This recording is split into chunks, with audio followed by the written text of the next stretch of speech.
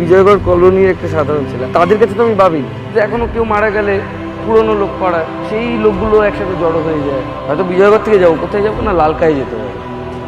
বাবার শেষকৃত্য শেষে তার অস্থিভস্য হাতে নিয়ে মায়ের হাত ধরে বাড়ি ফিরছে ছেলে সহজ। বাবানকে হারিয়ে স্তব্ধ হয়ে পড়েছে সহজ। শোকের কোনো ভাষা হয় না, আর সেই শোক যদি হয় পিতৃহারা, তবে তার ভার বহন করা যে কোনো সন্তানের জন্যই দুঃসহ।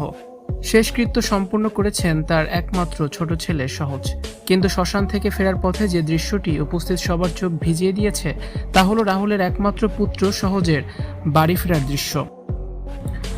বাবার স্মৃতি বলতে এখন শুধুই একটি মাটির পাত্রে রাখা অস্থিভস্য। সেই অস্থিভস্য বুকে আগলে অন্য হাত শক্ত করে মায়ের হাত ধরে ধীর পায়ে গাড়ির দিকে এগিয়ে যেতে দেখা গেল ছোট্ট সহজকে। গত 3 দিন ধরে সহজের চোখের জল থামছে না।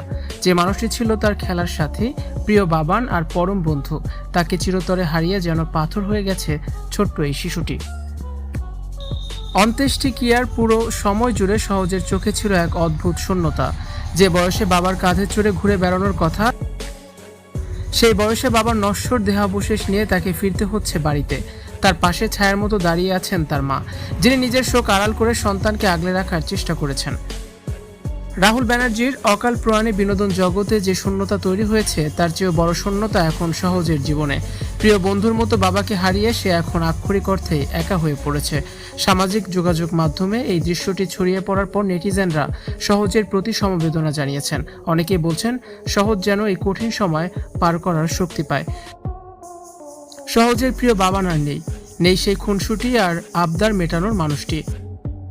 বাবার অস্থিভস্য হাতে নিয়ে সহজের এই বাড়ি ফেরার দৃশ্যটি দীর্ঘকাল মানুষের হৃদয়ে এক গভীর ক্ষত হয়ে থাকবে।